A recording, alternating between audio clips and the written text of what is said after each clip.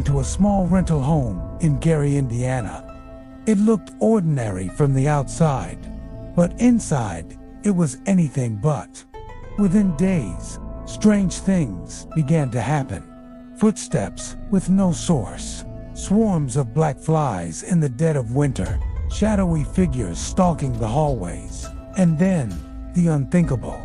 A child levitated, voices threatened death, and even trained police officers and medical staff claimed to witness events that defied science. This case would become one of the most chilling and most controversial haunting and possession stories in modern America. But what really happened inside the so-called demon house? Stay with me, because before this story is over, you'll hear claims so disturbing that even hardened investigators refused to set foot inside again. And the final twist of what happened to this house may leave you with more questions than answers. November 2011, LaToya Ammons, her mother Rosa Campbell, and LaToya's 3 children, ages 7, 9, and 12, moved into 3860 Carolina Street, a modest rental house in Gary, Indiana. At first, it was quiet, normal, but almost immediately, things began to change. At first, it was barely noticeable, but deeply unsettling. On the screened porch, swarms of black flies appeared, but it was winter and freezing cold. There was no natural reason for insects to gather like that. LaToya and Rosa swatted at them for days, but they always came back. Then came the footsteps, heavy thuds echoing from the basement. Yet when they checked, no one was there. Soon after, strange wet footprints appeared across the floors, leading nowhere. Doors that had been locked were found open, and then shadows, figures pacing through rooms, seen from the corner of the eye, gone when they looked directly. The family began to fear they weren't living alone. But what they didn't know then was just how far things would spiral. By spring, the activity turned violent. On March 10, 2012, the family gathered for mourning. That night, something happened that no one could forget. LaToya's 12-year-old daughter suddenly began to rise, levitating several feet above her bed. The family screamed, surrounding her, praying, shouting, until, slowly, she descended back down. They fled the house in terror. But this was only the beginning.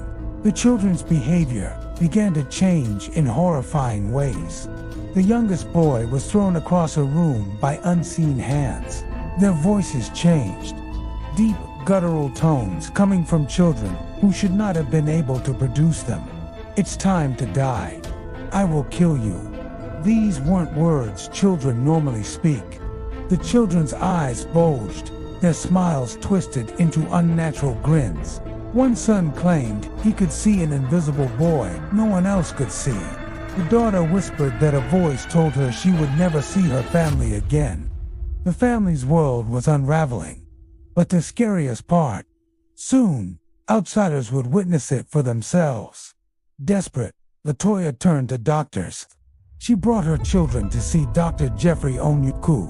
That visit turned into a nightmare. Medical staff said one child was suddenly thrown across the room by an unseen force. Another walked backward, up a wall, flipping over his grandmother and landing on his feet. Nurses screamed. A child welfare worker ran for the door. Trained professionals, shaken to their core. Word spread quickly. The Indiana Department of Child Services removed the children from LaToya's care, claiming the haunting put them at risk. Police got involved. During their investigation, strange things happened to them too. Radio recorders malfunctioned. A camera captured a white smoky apparition. Voices were caught on tape, whispering, "Hey!" An oily substance dripped from blinds that had been wiped clean. And this wasn't coming from believers. These were police reports.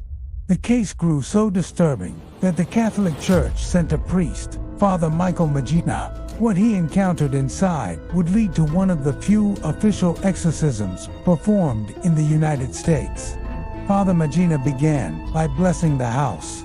He claimed he felt an overwhelming darkness within its walls. He performed 3 exorcisms, 2 in English, 1 in Latin. During one, he burned a piece of paper inscribed with a demon's name. Witnesses said the atmosphere shifted. Gradually, Latoya regained peace. Her children began to act like themselves again. By November 2012, she regained custody. But what about the house itself? The Carolina Street home gained a reputation as the Demon House. In 2014, paranormal investigator Zach Bagans purchased the property. He filmed a documentary inside, but claimed the experience was so disturbing, he had no choice but to demolish it. Yet, he didn't destroy everything. Parts of the basement, where much of the activity was said to originate, were preserved and placed in his haunted museum in Las Vegas, where visitors still report strange sensations today. So, was the evil gone? Or was it only relocated? Skeptics suggest the family's stress and imagination played a role. Their children's behavior could be explained by psychology, not possession. They argue eyewitness testimony is unreliable, that police and nurses, frightened in a tense environment, might have misinterpreted what they saw. And yet, how do you explain the footprints, the levitation, the voices caught on tape?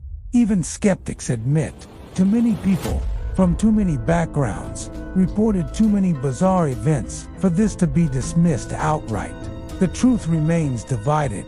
A genuine haunting, or the perfect storm of fear, suggestion, and belief. So what really happened inside this house? Was Latoya Ammons and her family truly tormented by spirits? Did the devil himself take root in that home? Or was it all a tragic mixture of fear and faith, spiraling out of control? What we do know is this: dozens of witnesses, including police officers, doctors, social workers, and priests, walked away convinced they had seen something unexplainable. And today, the house no longer stands. But the story of what happened inside continues to haunt everyone who dares to investigate it. Now, I want to hear from you. Do you believe this was a genuine case of demonic possession? Or was it something else entirely? Let me know in the comments. And if you want more chilling stories like this one, please like, subscribe, and turn on the notification bell, because we've only just scratched the surface of the unexplained. And it will also help this channel grow.